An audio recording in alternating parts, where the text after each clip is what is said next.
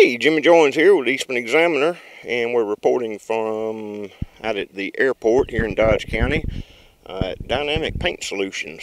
What this broadcast is about, on Thursday, March the 9th, the telephone gossip line, for lack of a better word, the telephone gossip network, let's call it that, was busy Thursday morning.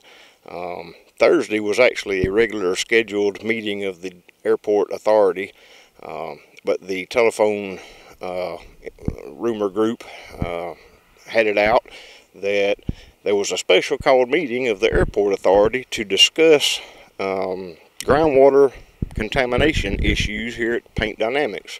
Well, as it turned out, it was actually just a regular meeting, and the board officials of the airport knew nothing about it other than some phone calls that they had received, just like I did. Basically what it boiled down to is that in the telephone rumor mill, rumor was out that Dynamic Paint Solutions here was somehow contaminating the groundwater. This is where we have public participation. You can tell us who you are? I'm Marilyn Brown. Marilyn Brown. And I have a problem with the paint place down here. They saying they are not putting putting stuff in the water, in our water, because we're on city water. I mean well water. We're not on city water. And they say they're disposing stuff that's chemicals.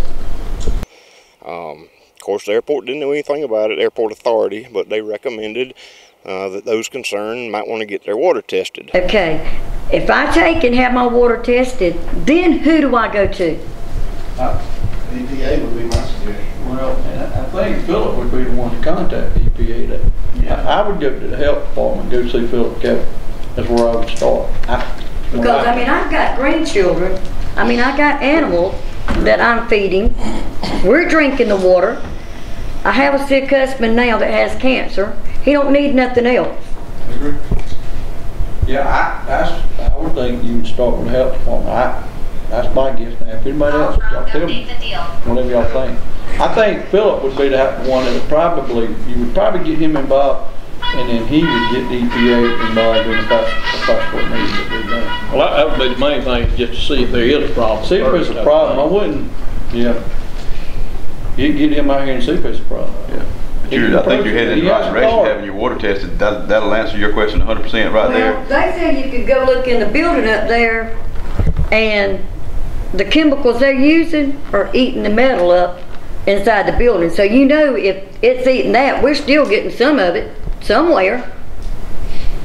There's a story behind that, and the people have addressed the issue there, and it's been taken care of. I don't think you'll find that to be an issue anymore. And it didn't have anything to do with groundwater. I think it had to do with some ventilation issues that they have taken care of. Even when that boy fell in that thing over there and it ate his legs up like it did, that's got to be some bad chemicals. Yeah, that doesn't really have anything to do, because this company is a very legitimate company, and the dealings that we've had with them have been professional. They know the guidelines, and they understand the criteria that they've got to maintain to keep their licenses and their endorsements to be able to do the business that they're doing. They've got professional engineers. Where are they dipping their stuff at though? Where are they putting it at? And they've got procedures that meet the standards for the industry that they're in, and they're hooked. They've been, as far as I know, all along hooked on the sewage system to the city, and all of their stuff is approved by the city that goes into the city sewage system. And the city has the city monitors what comes into their system, and their stuff has been going to the city. It's been, and it meets those guidelines. So I'm sure that it meets the EPD standards for the business that they're in. But I can understand your concern, and if I were in your place, I'd probably go test my water too, and then you'll know. But I can't say what you'll find, but I almost would bet you if you find something, it won't be coming from there. But I would venture to say in this area of the state, as sandy as land is, you won't find anything. It would be more apt to be farm chemicals or animal waste from chicken houses or cows or something. If you find something in your well, then it would be. industrial product, but now you're heading in the right direction by having your water tested. I don't blame you. Tomorrow. I don't blame you. Well, after that meeting, I did a little investigating. Actually came out to Paint Dynamics and attempted to talk to company officials here. As of this time, I have not gotten a response from company officials. I provided them with a copy of the video segment from that meeting so that they would know what we're talking about. I first spoke to Philip Cadwell with the health department, and he told me that actually the health department could not test for chemical contaminants in the water. All they tested for is bacteriological things, and that wouldn't tell you anything about chemicals. He recommended that we speak to the county, University of Georgia County Extension Agent. We did that. The county extension agent here in Dodge County told us that they actually do the testing for chemical contaminants. Problem is, you would actually have to kind of know what chemical you're looking for in the test. They can't just do a broad spectrum test for everything in the world.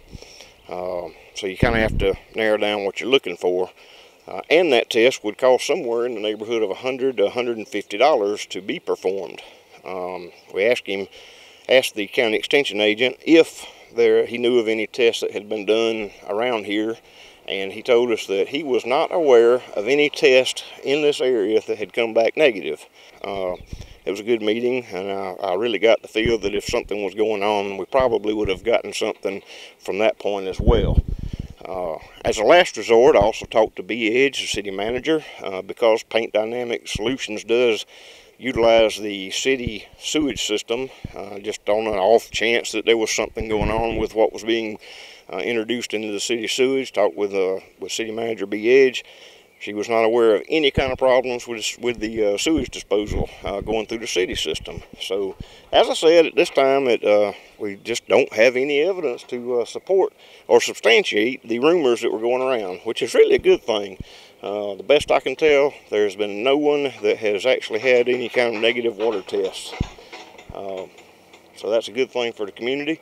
If you do have any further information that would go with this report or substantiate it or could help us out with checking into it, feel free to get in touch with me. My email is jimmy@eastmanexaminer.com, and of course you can also call me direct at 478-231-9585, and I'll be glad to look into it. But as I said, so far cannot find anything to substantiate that rumor. So unless we come up with some other information, I think I would probably rest fairly good. The only thing at this point would have been nice to have heard a response from the company, but that has not happened. Not to say that I don't want to. I was told that the general manager is out of town on a business meeting, so we'll just kind of give the benefit of the doubt and see when he gets back if he may want to get in touch with us. But as I said again, one more time, reiterate, according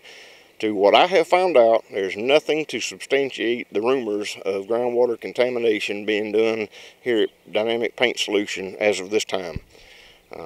This is Jimmy Jones reporting for the Eastman Examiner.